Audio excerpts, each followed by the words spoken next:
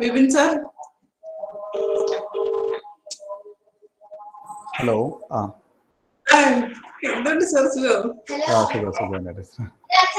ടീച്ചറും കുട്ടികളൊക്കെ സുഖമായിട്ടിരിക്കുന്നോ? സുഖം തന്നെ, കുഴപ്പമില്ല.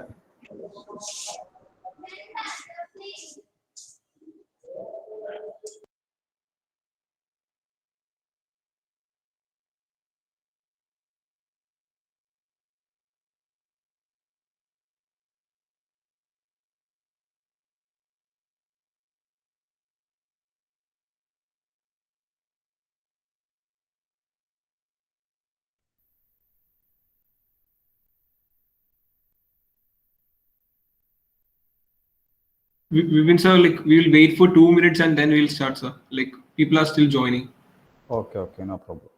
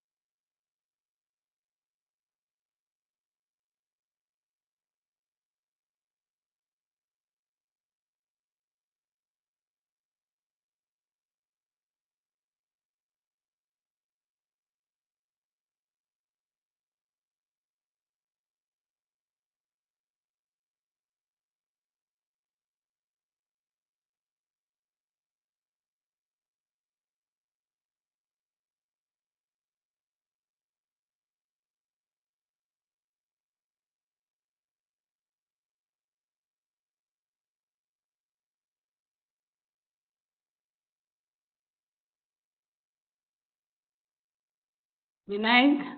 Yes, ma'am. Start, yeah. Yes, ma'am. We'll start. Yeah. Yeah.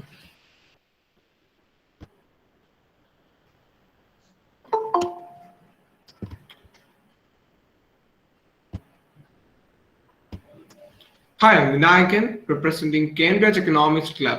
we are happy to collaborate with Department of Economics, Sri Narayana College, Kollam, to host a webinar on an introduction to development economics. Without further ado, let me move into my duty to deliver the welcome address. First, I would like to welcome Dr. Jayashree, HOD, Department of Economics, who is the backbone of our department and whose constant support has helped me to conduct such an event. Next, I would like to welcome our chief guest, Dr. K.P. Vipin Chandran. Dr. K.P. Vipin Chandran is one of the leading professors from Kerala who constantly write in national and regional dailies and magazines, in addition to a great range of publications across various journals. He is also an editor for several books. His areas of interest are development economics and econometrics. He is also a very busy resource person with a tight schedule. I welcome you, sir, on behalf of the Cambridge Economics Club and the Department of Economics, Sri Narayana College, Kollam. The key to every program success is an interactive audience. Thus, I would like to welcome all the participants with our love and respect. Next, we will have the inaugural address delivered by the HOD, Department of Economics, Sri Narayana College, Kollam. Jayashree ma'am, please. Thank you, Vinayak. Chief guest of the day, Dr. Vipin Chandran, faculty from various colleges,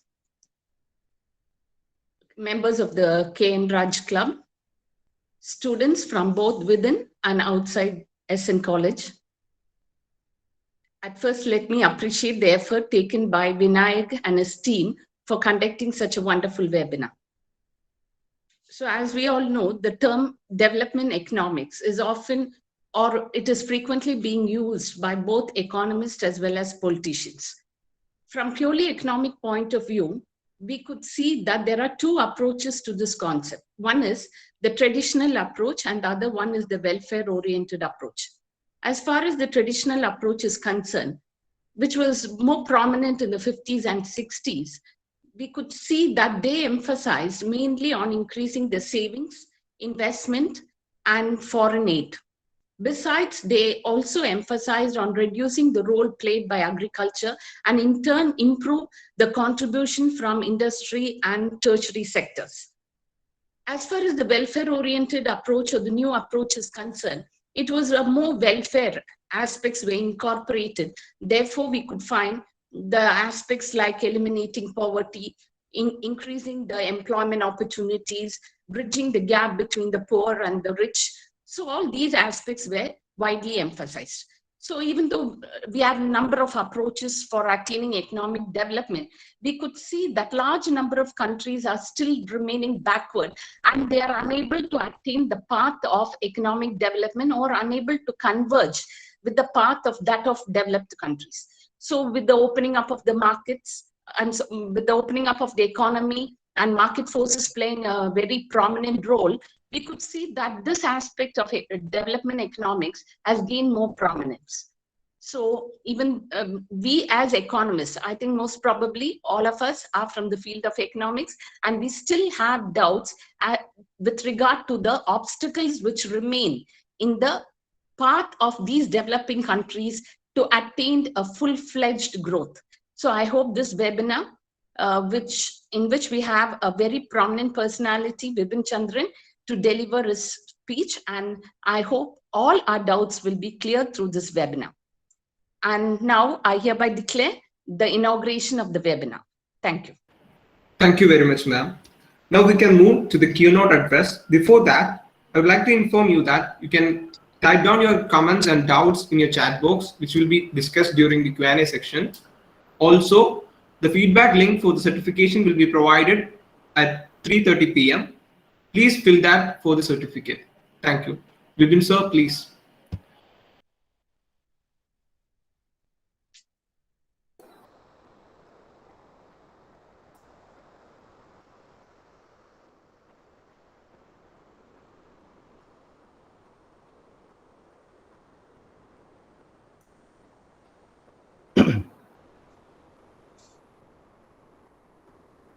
Hello.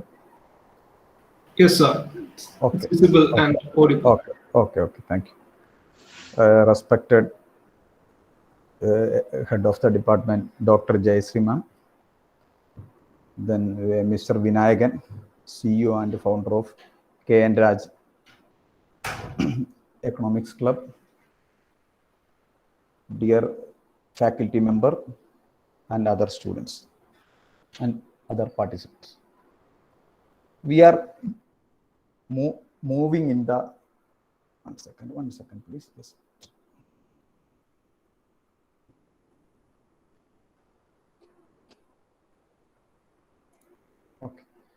Okay, we are moving in the midst of the COVID-19 pandemic period.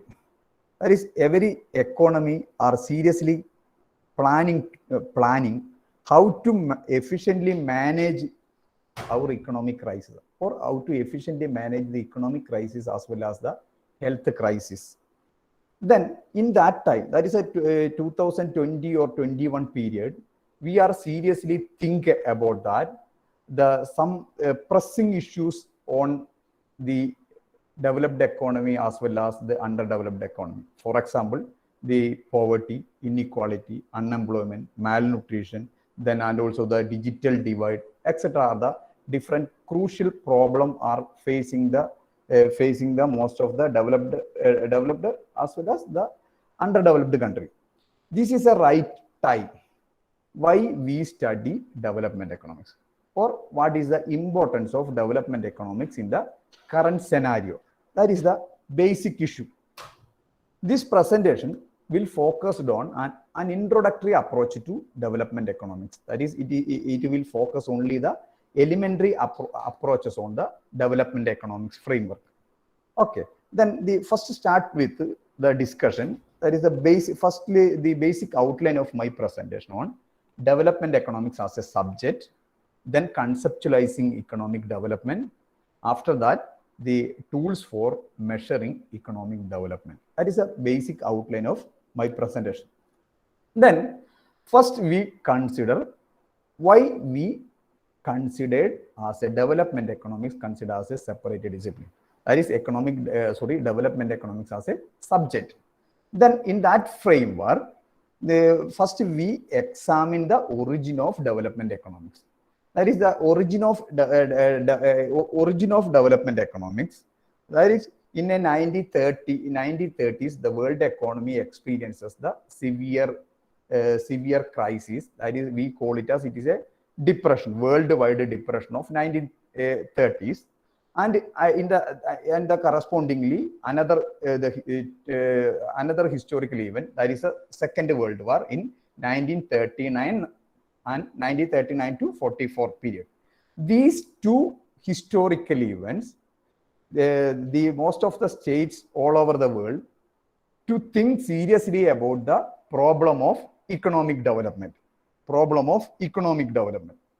That's why we generally realized the importance. That is, in a 1930s period, the worldwide depression and the Second World War, these two historical events that compelled the most of the states or most of the countries all over the world to think seriously about the problem of economic development.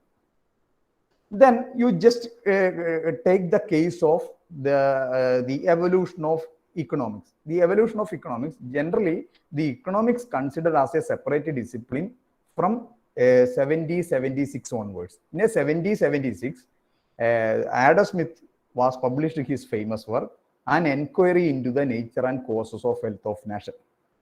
That is, An Enquiry into the Nature and Causes of Wealth of Nation is an ideal book for development economics, because some economists are treated as Adam Smith is also a development economist.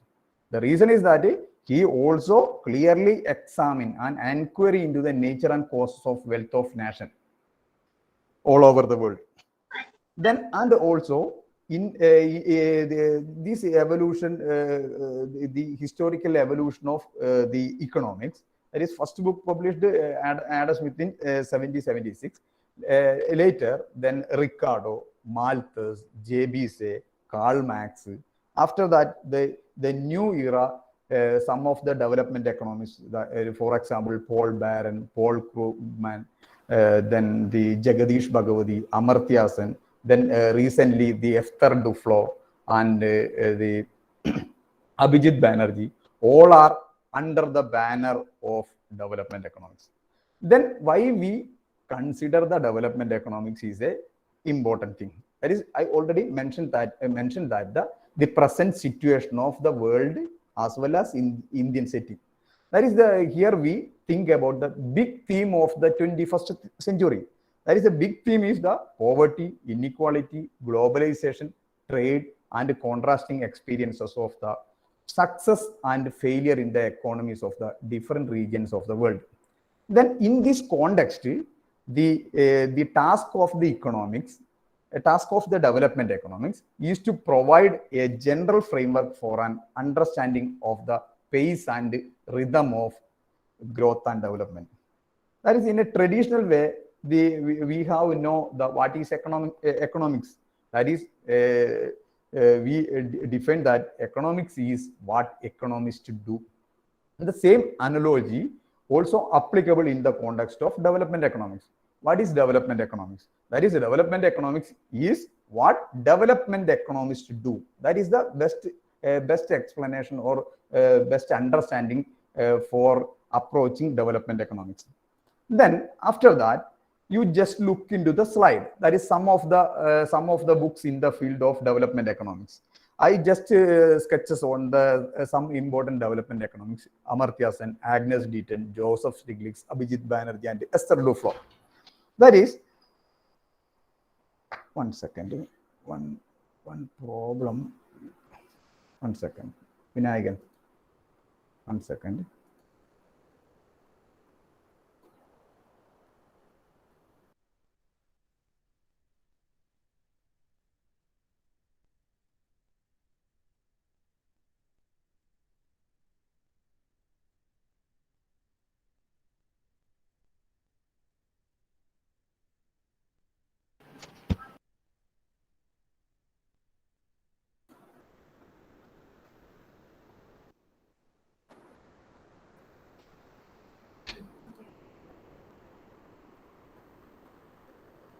Okay, sorry. Here we look into some of the books in the field of development economics. Amartya Sen book.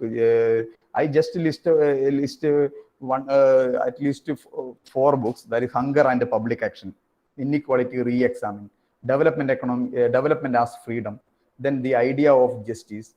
Then Agnes Deaton, that is a great escape. It is a comparatively latest one. The Great Escape: Health, Wealth, and Origin of Inequality.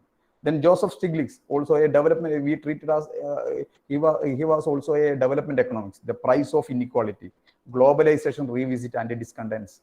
Then Abhijit Banerjee and Esther Duflo recently received the Nobel Prize. Then they have combining together the 2 books, that is Poor Economics and Good Economics for Hard Times. These are the important books in the field of development economics. You just you will have more about these things. You just searching for the different sources. Okay, then. Then next one, the conceptualizing economic development. In which way we approaching the economic development? That is, first one, what is development? Development means it is simply we consider as it is a change. That is, development is the process of economic and social transformation within the country. It is simply the basic basic approach on the development. Development economics is the process of economic and social transformation in the within the countries. That is, economic development studies the process of underdevelopment, poverty, and its removal. That is the basic understanding. Then we realized the economic development, or we realized the importance of development economics in an ideal way. That is the latest framework. It is the shift from wealth of nation to poverty of nation. That is, in a 1776, Adam Smith was publishing his famous work, An Enquiry into the Nature and Causes of Wealth of Nation. In that time, most of the development economists are concerned about the study of wealth. But in the present situation, we have realized the importance of the human development. In that way, an inquiry into the nature and causes of poverty of nation. That is the one study, one book was published by Gunnar Myrdal, based on the poverty of nation. That is, it is a paradigm shift. That is, in an earlier approach, was we have focused on the wealth of nation approach, or wealth of nation approach. Then it is a paradigm shift from wealth of nation to poverty of nation. That is, in an earlier approach, it is a wealth of nation to poverty of nation. In that time, we must know the two variables, that is economic growth and human development. There are two variables is important for assessing the economic growth and economic development. Then you also read the UN expert committee. That is, development is concerned not only the man's material need, but also improvement of social condition of his welfare.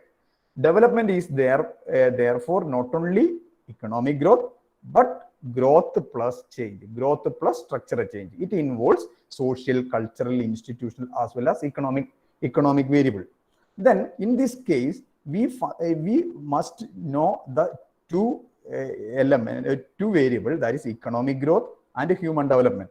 Then the most of the development studies, or most of the development economists are seriously concerned about the growth variable. For example, GDP, per capita income, that type of variable.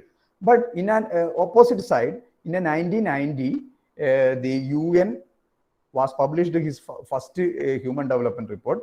After that, we have seriously knowing the importance of human development. After that, some human development indices was developed. For example, human development index, the human poverty index, gender development index, gender empowerment measure, then multi-dimensional poverty index, etc. Then just wait. Then first we take into consider the traditional view versus the modern view. In a traditional views, that is a classical and neoclassicals, took national income as a criterion for measuring economic development. That is a traditional approach. That the national income or the GDP or per capita income as a best measuring for country's economic development. Then the main supporter for national income as a best measure of economic development, Simon Kuznets, J. Mead, Mayer and Baldwin, are supported that national income as a basis for measuring economic development. In an opposite side, then other argument put forward by Harvey Leibenstein, Rostow, Paul Barron, Buchanan, they have favored the use of per capita income as the best index for economic development. That is a traditional way of approach. That is the basic measure for economic development as through national income and per capita income. After that, in the modern perspective, that is, it is not a modern perspective. It is purely a holistic approach. This holistic approach on human development, the holistic approach was developed by one holistic approach on economic development was developed by Dudley Sear in 1969. Then Dudley Sear defined development is when a country experiences a reduction or elimination of poverty, inequality, and unemployment. That is, you just look into the particular economy or a particular country. He raised three important questions with a developmental issue. That is, what has been happening to poverty, and what has been happening to unemployment, and what has been happening to inequality. You just imagine the country like India. Then you just think the current status of the poverty, unemployment, and inequality situation. Then in that way, he raised three important questions related with the development literature. What has been happening to poverty, what has been happening to unemployment, and what has been happening to inequality. Then these three issues will tackled and explained within the development framework. That is the basic idea of the development economics. This is the new or holistic approach on economic development. Then another one, Edgar Owens suggested that development is what when there is development of people and not the development of things. Then another one, that is Edgar Owen suggested that the development of people means his idea more concerned with the human development approach, not an development of thing. Okay. Then after that, the evolution, then the Dennis Gaulet in 1971, his famous work, that is Cruel Choice, a new concept in the theory of development, he clearly sketches 3 core values for development. That is first one, life sustenance. Second one, self-esteem. Third one, freedom from servitude. These are the 3 core values is the basis for country's economic development.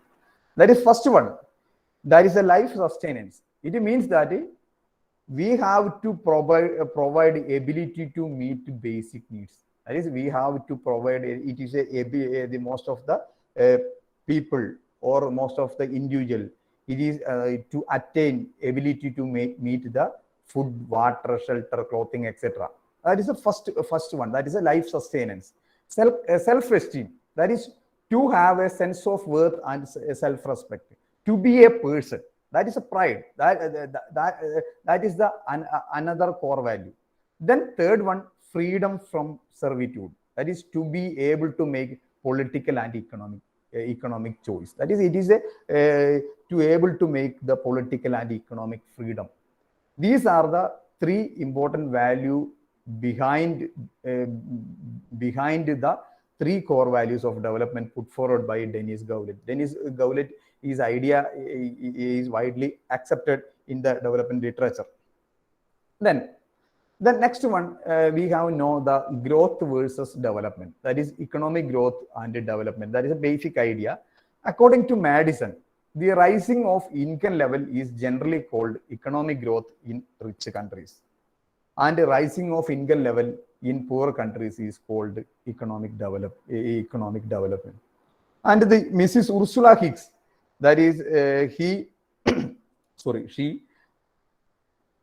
defined economic development deals with the problems of underdeveloped country, whereas the economic growth deals with the problem of developed country.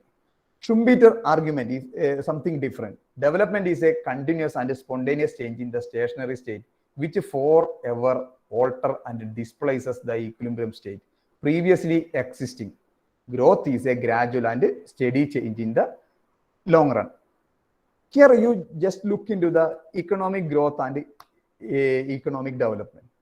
That is, it is an ideal definition, economic growth and economic development discussion. The problems of underdeveloped countries. The problems of underdeveloped countries tackled with the theories of economic development. Theories of economic development. The problem of underdeveloped countries. In an underdeveloped countries are dominated the poverty, inequality, malnutrition, unemployment, etc. are the crucial problem. Then how to manage these issues? This issue will discuss in development economics.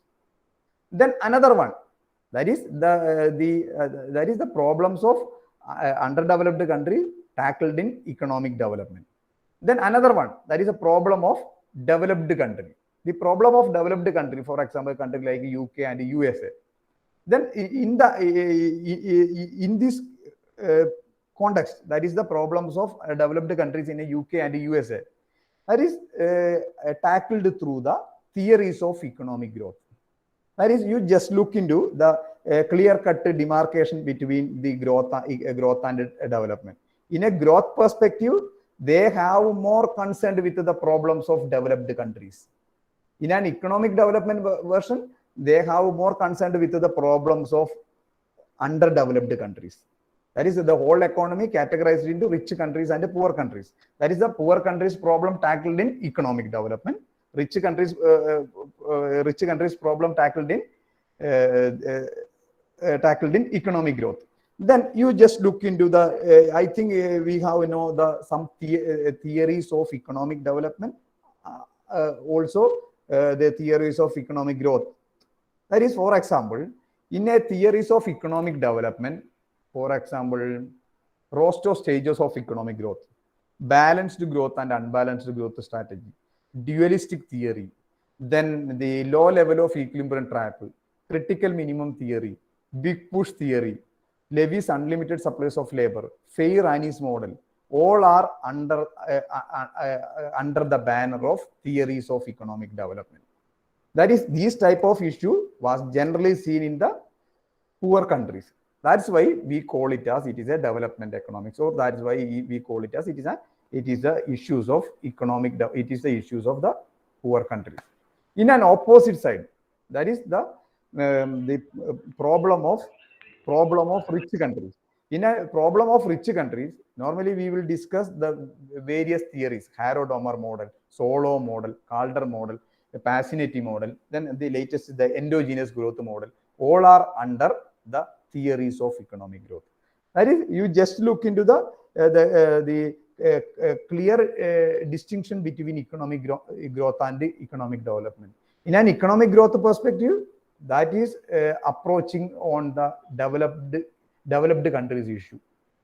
In a development perspective, that is approaching on the underdeveloped countries issue. That's why we think clearly sketches the growth and development. Then next one, development gap.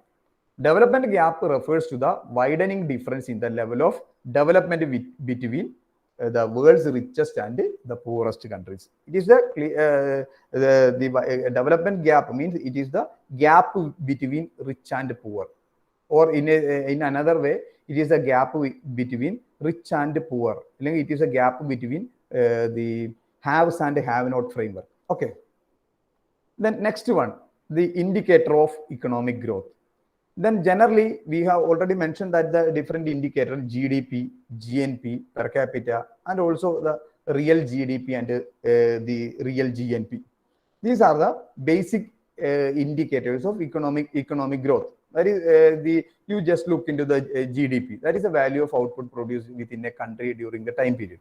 Then GNP, that is, it to take into account the value of output produced within a country minus plus net income earned from the abroad. Then per capita income, normally we calculated as national income divided by the total population. Then the real GDP and the real GNP take into account the differences in the price level in a different country. That is the basic indicators of economic growth. Then next stage we consider in the tools for measuring economic development. That is, most of the tools are generally the quantitative framework. Then the first one, physical quality life index. The physical quality life index was developed by Morris D. Morris. The physical quality life index focused on the three important three important variables. That is, first one, life expectancy; second one, infant mortality; third one, basic literacy. Life expectancy, basic literacy are the two positive indicators. In a physical quality life index, Morris D. Morris developed this concept.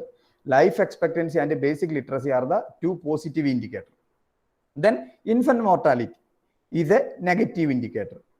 Then infant mortality is a negative indicator. In that's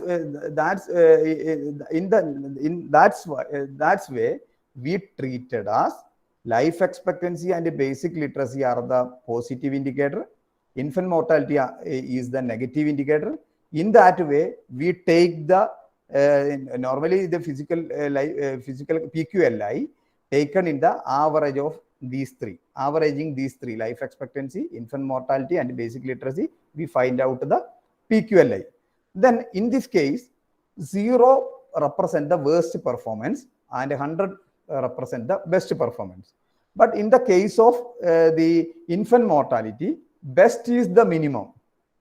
Best is the minimum, because the reason is that infant mortality is a negative indicator. That's why best is the minimum and worst is the maximum. In life expectancy and the basic literacy, that is the 0 is the worst performance, 100 is the best performance. The physical quality of life index is the one among them. That is the tools for economic development. That is, it is a traditional way of approach on the PQLA. Then later, the another economic measurement, that is another economic tool. That tool is simply call it as it is a mu, that is measure of economic welfare. The measure of economic welfare was developed by William Nordas and James Tobin. This is an alternative measure for living standard. That is, it measures not only the total national output, but also includes the economic welfare of the country. That is, it take into account the total national output, that is a GDP factor, and also taken into account the different economic welfare variables. That is, you just look into the measure of economic welfare. That is, measure of economic welfare, mu is equal to value of GDP plus value of leisure time, then value of unpaid work minus the value of environmental damage. That is, it is the measure of economic welfare is a wider concept than the earlier one, because the reason is that it take into account the value of GDP. That is, it take into account the growth aspects, and also taken into the value of leisure time. Leisure time is they take into account the aspects of leisure time and also the value of unpaid work. For example, the most of the housewife works are treated as it is an unpaid work. But this analysis, that is measure of economic welfare, also incorporated the value of unpaid work also. And in the present situation, we have the climate change threats. In a climate change threat, this analysis also taken into account in serious manner, that is the value of environmental damage. That is, in the measure of economic welfare is equal to value of GDP plus value of leisure time plus value of unpaid work minus the value of environmental damage. This is comparatively well accepted indicator for economic development. That is a measure of economic welfare. Then the measure of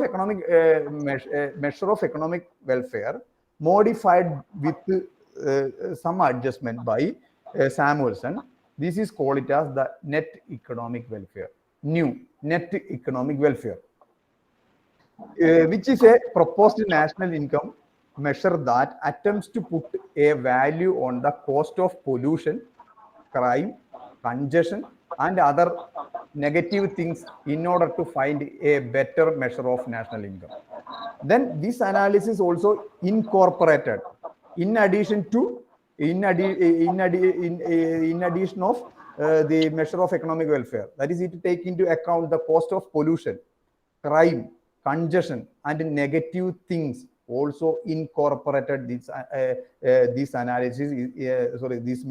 This measure is called it as the net economic welfare, put forward by Samuelson. Then another alternative measure for measuring economic development, that is global hunger index. In a global hunger index,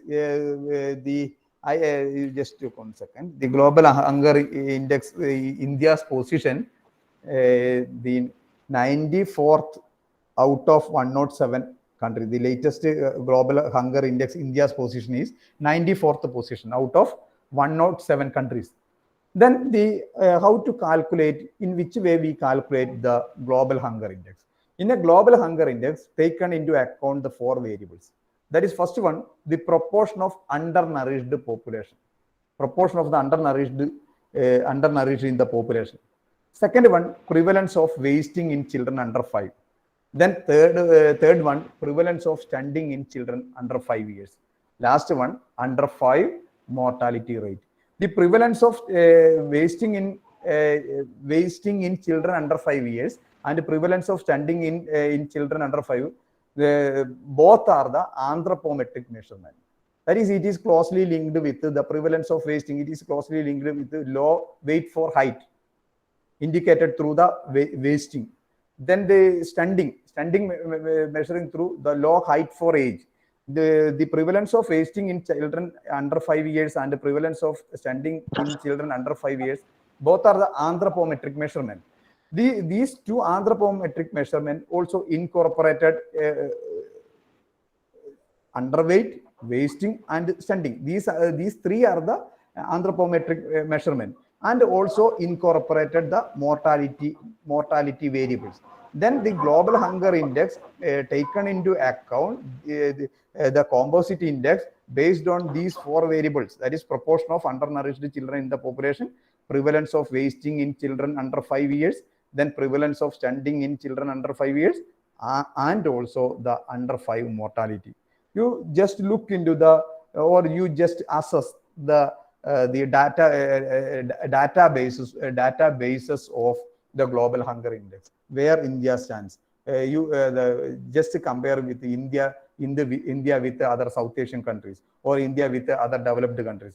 In that time, we have realized where we stand. Okay. Then next one, another one, the gross national happiness. That is the another best tool. The gross national happiness. The gross national happiness or happiness index. This happiness index constructed on 6 important variables. The first one, GDP per capita based on the purchasing power parity, social support, healthy life expectancy at birth, freedom to make life choices, generosity, and the perception of corruption. These are the three variables involved in gross national happiness, or how to find out the gross national happiness based on the six pillars. Then you just look into the case of India. In Indian case, the gross national happiness in 139th out of 149 countries. That is, India's gross happiness index was comparatively poor perform, because the reason is that 139 out of 149 countries. Then in the world gross national happiness index, the Finland is the first position.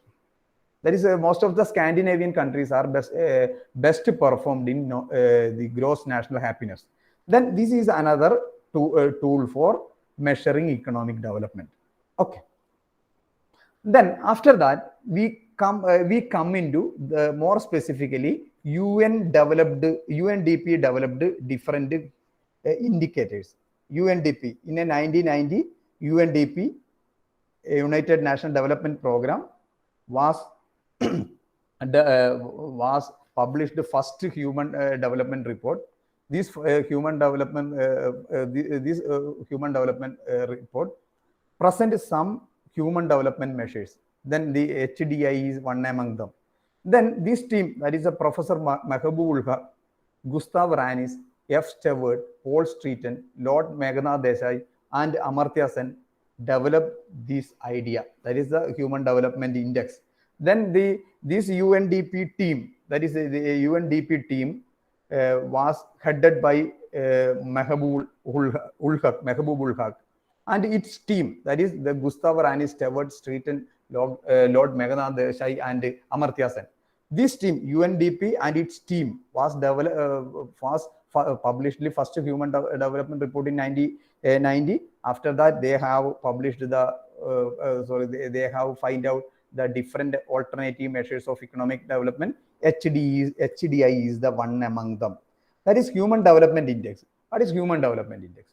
Human Development Index, it is simply the summary measure of human development. That is summary measure of human development in terms of education, health, and standard of living. Then in a 1990 onwards, you just look into the methodological difference. In a methodological difference, in a 1990, in a 1990, first human development report published based on 3 variables. That is, three variables are a long and healthy life, knowledge, and decent standard of living. That is, knowledge and healthy life measuring through the life expectancy at birth. Knowledge measure in the earlier methodology. That is, it was started from the 1990 methodology. They have focused on adult literacy rate and gross enrollment ratio.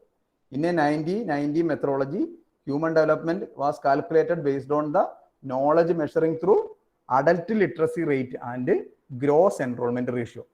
Then the third one, decent standard of living. These are the basic indicators. 1 second. Then in 2010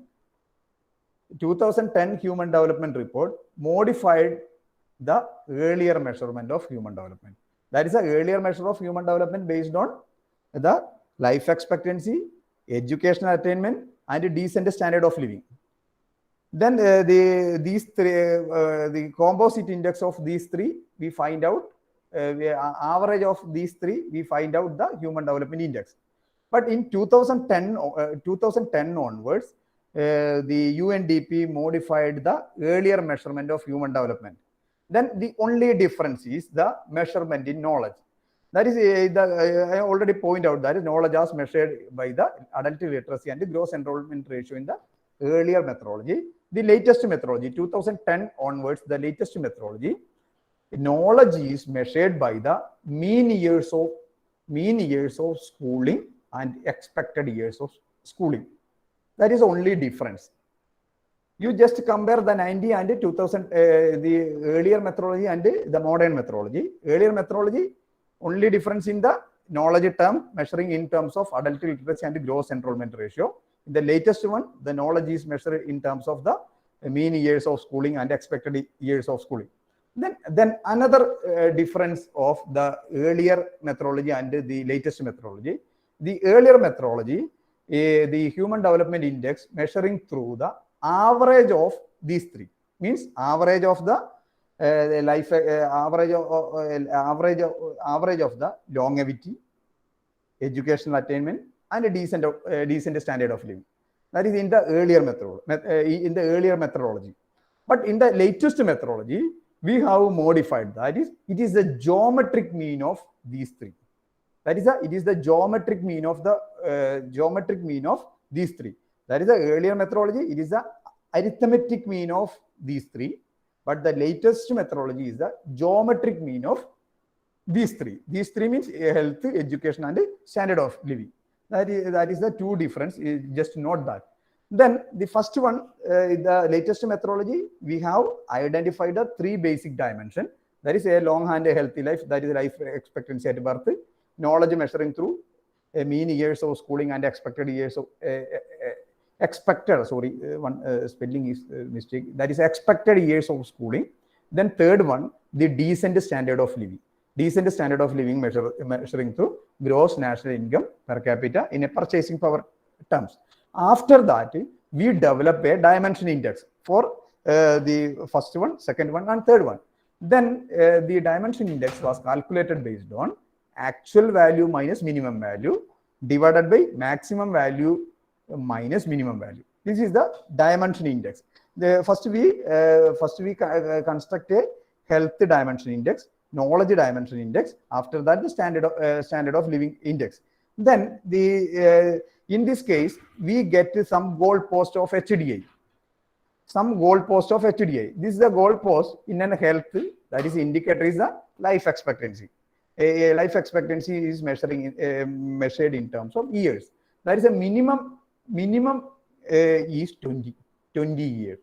Maximum is 85. In an education index, that is the knowledge framework, there are two variables, that is there are two indicators, expected years of schooling and mean years of schooling. Here we treated as the minimum is 0. Then in the case of expected years of schooling, maximum is equal to 18. In the case of mean years of schooling, maximum is equal to 15. Then third one, that is a standard of living. Standard of living index, standard of living measuring through gross national income per capita based on the 2011 PPP in terms of dollar. Then minimum is equal to 100. The maximum is equal to 75,000. That is the goal post of measuring HDI value in the recent times. Okay. Then you just look into this one, just to summarize the Human Development Index. That is, in a dimension perspective, there are 3 dimensions: long and healthy life, knowledge, and a decent standard of living. In an indicator terms, the life expectancy at birth, expected years of schooling, mean years of schooling, and GNI, gross national income per capita. Then after that, we construct a dimension index. After that, a life expectancy index, education index, and gross national index. Then we finally take the geometric mean of these 3: life expectancy index, education index, and the gross national index. We get the Human Development Index. That is the latest methodology. Then another one, that is Human Poverty Index. The Human Poverty Index was introduced in the 1997 Human Development Report. Then the Human Poverty Index measures the deprivation in basic human development, same dimension as the Human Development Index. That is, in a Human Development Index is the summary measure of development in terms of education, health, and the standard of living. The Human Poverty Index measure the deprivation in human development in terms of education, health, and the standard of living. That is, here the Human Poverty Index highlights the deprivation aspects in human development. Then there are 2 types of human poverty index. That is, first one that is Human Poverty Index 1 for developing countries. It is suited for the developing countries. The second one for the OECD country. It is first one, it is a Human Poverty Index 1 for developing country. Second one, the OECD country. That is a Human Poverty Index 2 for OECD country. Then after that, we will check what is the Human Poverty Index 1 and Human Poverty Index 2. First one, the Human Poverty Index 1 measures deprivation in 3 dimensions. That is the 3 basic dimensions of human development. That is long and healthy life, knowledge, and a decent standard of living.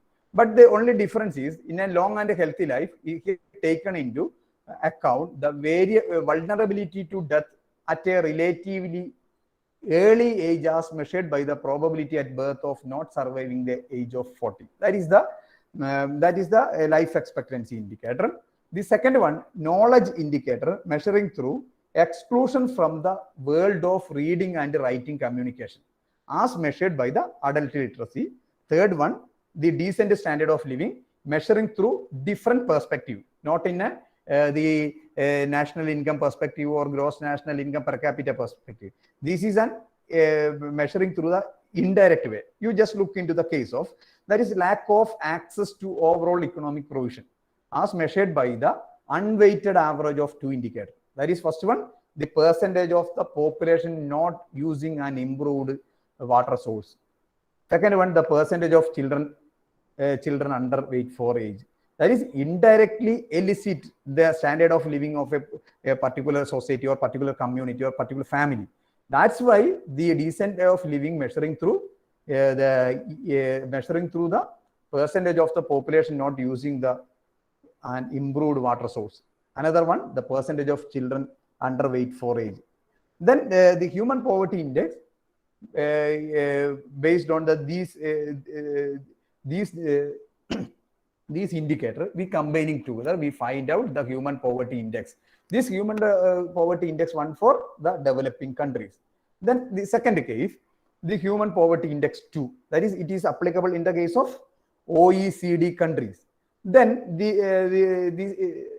some difference was seen in the HPI 2 because it also captures the social exclusion variable.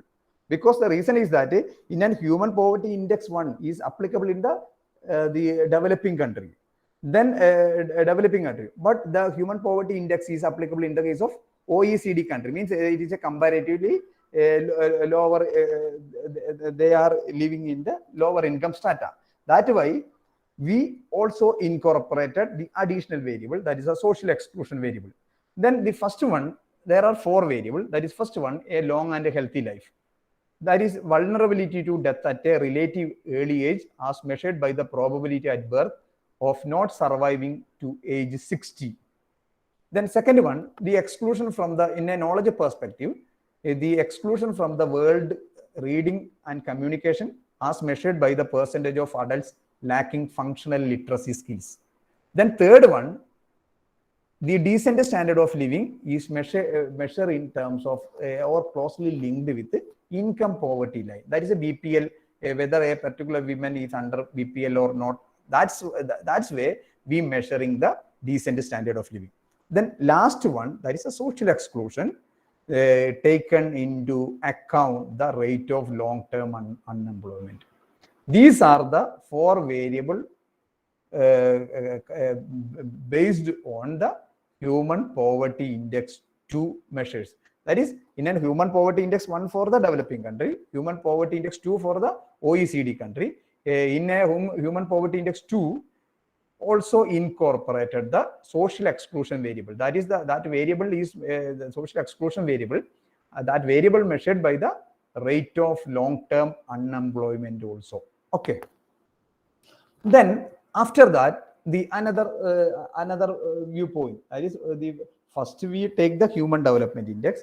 After that, we just analyze the poverty variable in a two way, that is human poverty index and human poverty index 2, human poverty index 1 and human poverty index 2. Then we just examine two important gender related development index. The gender related development index, the first one, gender related development index, and gender empowerment measure. The first one, gender related development index. It was introduced in the 1995 human development report. That is, in gender development human development index, GDI adjusts the average achievement to reflect the inequalities between men and women in the following dimension. That is, in the only difference in gender development index compared to human development index. Then in a human development index, it is a summary measure of human development. But in gender development index, we find out the men human development index and separately find out the women gender development women human development index. First we construct men human development index. After that, find out the women human development human development index. Then you just compare, is there any disparity? That's why we find out the gender development index.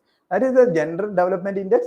The frame is almost the same, no change. That is the no change in the human development index. That is a long and a healthy life, knowledge, and a decent standard of living. Knowledge, a long and a healthy life measuring through life expectancy at birth, knowledge measuring through expected years of schooling and median years of schooling. Then third one, measuring through the earned estimated income. Okay. Then just to summarize the gender development index. Then the dimension, that is the dimension. The dimension, first we take the case of female and another one the male. That is, in the first case, we prepare the female human development index. Then after that, we prepare male human development index. Then compare these two. That is, that measuring is applicable in the gender development index. That is the only difference. First, we construct female human development index in the same frame. That is same approach on the human development index construction. And after that, find out the male human development index. Then comparing these two, then we find out the gender development index. Then another one, gender empower measure. This is also introduced by the Human Development Report 1995. Then gender empower measure indicates whether women are able to actively participate in economic and political life. Then you just look into the data of Indian setting, where the Indian women stands. Whether you just look into the GEM result, where women stands in or Indian setting. That is the GEM measure, the whether a woman is actively participated in economic and also the political life. It is measuring through the 3 dimensions or 3 ways. That is first one, the political and decision making.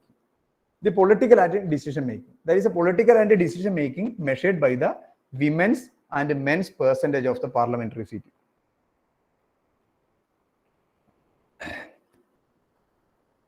Sorry. First one, political participation and decision making measured by the women's and men's percentage of the parliamentary seat. Second one, economic participation and decision making.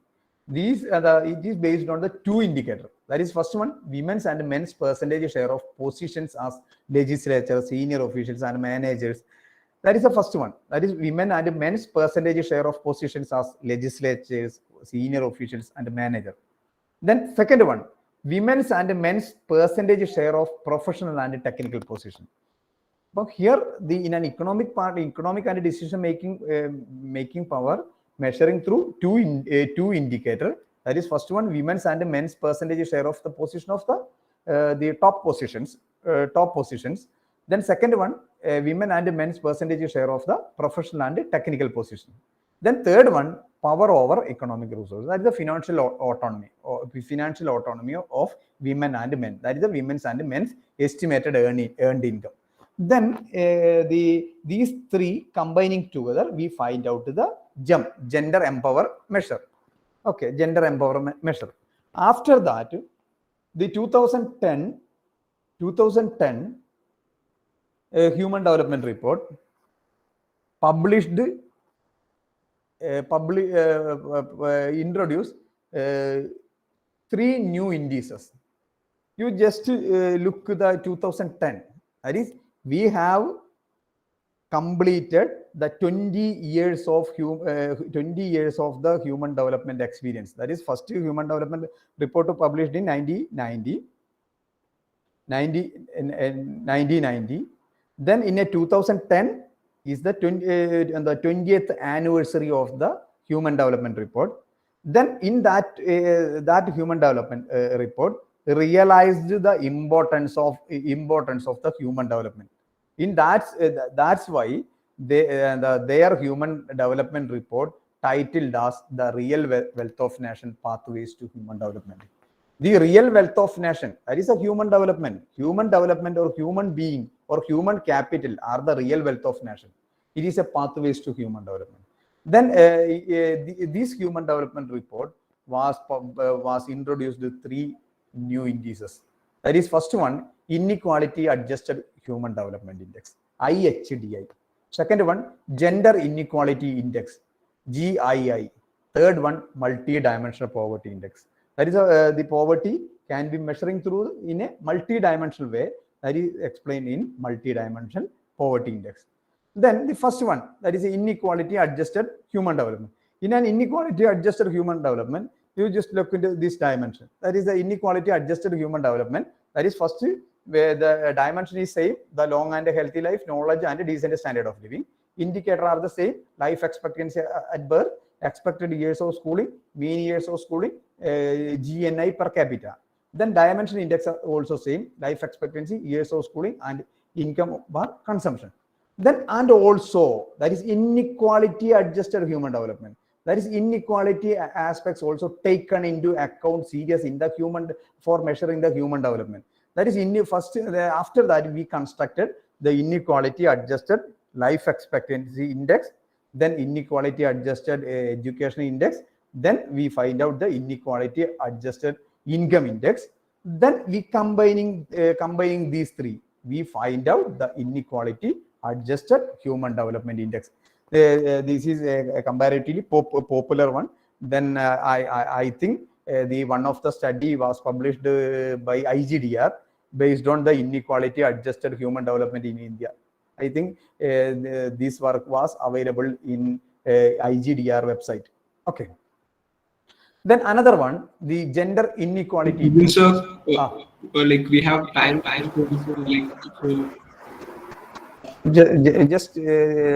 just 5 minutes. Okay, sir. Thank you. Okay. Next one, the gender inequality index. The gender inequality index focused on the women's disadvantage in three dimensions. That is first one, the reproductive health, empowerment, and labor market. That is the gender inequality index constructed in the same framework, and also the highlights highlights the health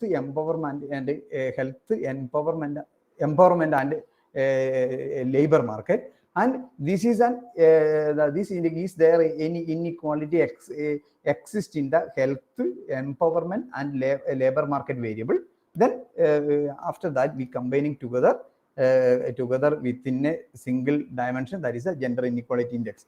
Then the third one, that is a multi-dimensional poverty index. Comparatively, the multi-dimensional poverty index was the widely accepted measure in the poverty methodology. That is, this measure is this was identifies multiple deprivation at the individual level in health, education, and standard of living. Generally, there are two variables in the health front, two health indicator, two from the education indicator, then the 6 from the standard of living indicator. Normally, this multi-dimensional poverty index constructed based on the 10-point scale. 10-point scale. Then 10-point scale, if a particular person is if a particular 10-point scale, that is 0 is the best performance, 10 is the worst performance. Then this scale or the multi-dimensional poor is measuring through the deprivation score. The deprivation value lies between 0 to 10. Then here a cutoff 3 or greater, that is the cutoff 3 or greater, that household is multi-dimensionally poor. Then households with a deprivation count between 2 and 3, that is, it is a vulnerable to, like, at risk of becoming multi-dimensionally poor. That is the basic approach on the multi-dimensional index. The multi-dimensional poverty index. The multi-dimensional poverty index, there are dimensions: health, education, standard of living, indicator nutrition, child mortality, then education, years of schooling, and children enrolled, then standard of living measuring through cooking fuel, toilet, water, electricity, floor, and assets. Then finally, we construct the composite index through 3 dimensions, that is a multi-dimensional poverty index. Then another one, I think we have the absolute and relative poverty.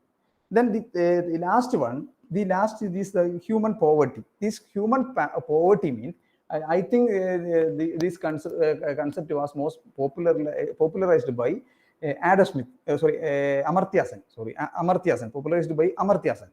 That is, human poverty means as a failure to achieve the certain minimum capabilities. Failure to achieve certain minimum capabilities. That is, it is the denial of the. It is the denial of the human poverty is defined as it is a denial of the 2 basic needs. That's why we taken into account the human poverty. Another one, absolute and relative poverty.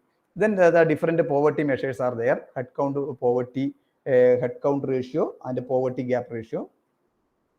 Then another income inequality measuring through Lorentz curve.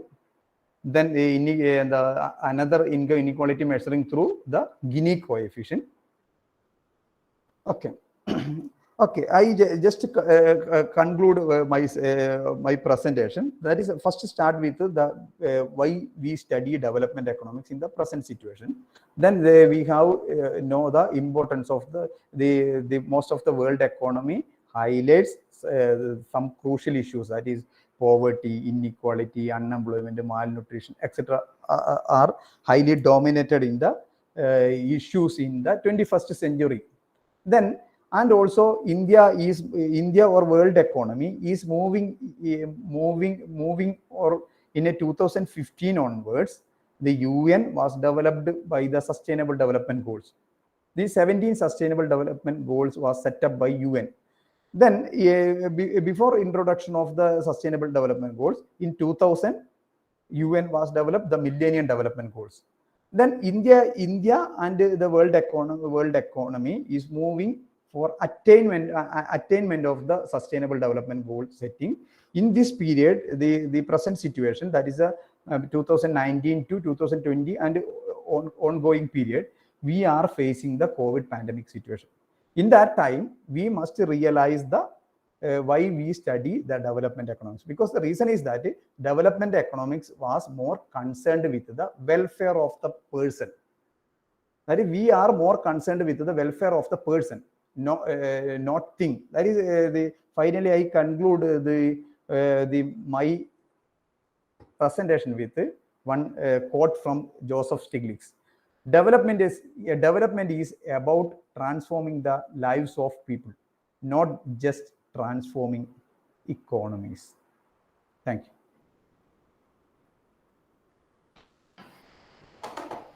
Thank you, Vipin sir. It was a detailed presentation covering all the areas in development economics, presented through beautiful slides. It was very hard to impose time constraints on it, such a beautiful presentation. Now it's time for questions and comments. Participants can raise your questions and comments either through chat box or they can unmute themselves and ask the queries.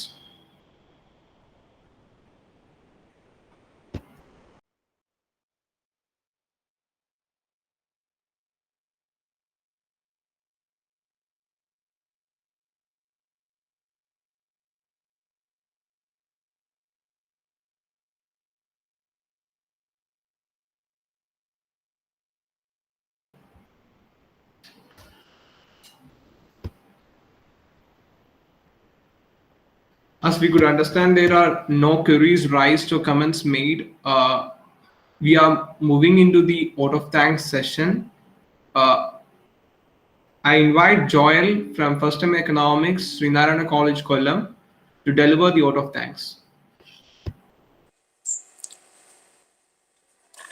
എന്നിൽ നിക്ഷിപ്തമായിരിക്കുന്ന കർത്തവ്യം ഏവർക്കും നന്ദി ആശംസിക്കുക എന്നതാണ്. ആദ്യമായി ഈ വെബിനാറിന്റെ മുഖ്യ പ്രഭാഷകനും ഇന്നത്തെ വിശിഷ്ട അതിഥിയുമായ ഡോക്ടർ വിപിൻ ചന്ദ്രൻ സാറിന് എൻ്റെ പേരിലും എക്കണോമിക്സ് ഡിപ്പാർട്ട്മെന്റിന്റെ പേരിലും ഇവിടെ കൂടിയിരിക്കുന്ന എല്ലാവരുടെയും പേരിലും ഹൃദയത്തിന്റെ ഭാഷയിൽ നന്ദി പറയുന്നു. അടുത്തതായി ഈ വെബിനാർ ഔപചാരികമായി ഉദ്ഘാടനം നിർവഹിച്ച എക്കണോമിക്സിന്റെ HOD ഡോക്ടർ ജയശ്രീ ടീച്ചറിനും നന്ദി പറയുന്നു. അവസാനമായി ഈ വെബിനാറിൽ പങ്കെടുത്ത എല്ലാ അധ്യാപകർക്കും എല്ലാ വിദ്യാർത്ഥികൾക്കും നന്ദി പറഞ്ഞുകൊണ്ട് എൻ്റെ വാക്കുകൾ ഉപസംഹരിക്കുന്നു. നന്ദി, നമസ്കാരം. Thank you all the participants for joining us. We'll be conducting future webinars. We may stay in the same WhatsApp group for further updates. Thank you, Vipin sir. Thank you once again. Thank you. Thank you.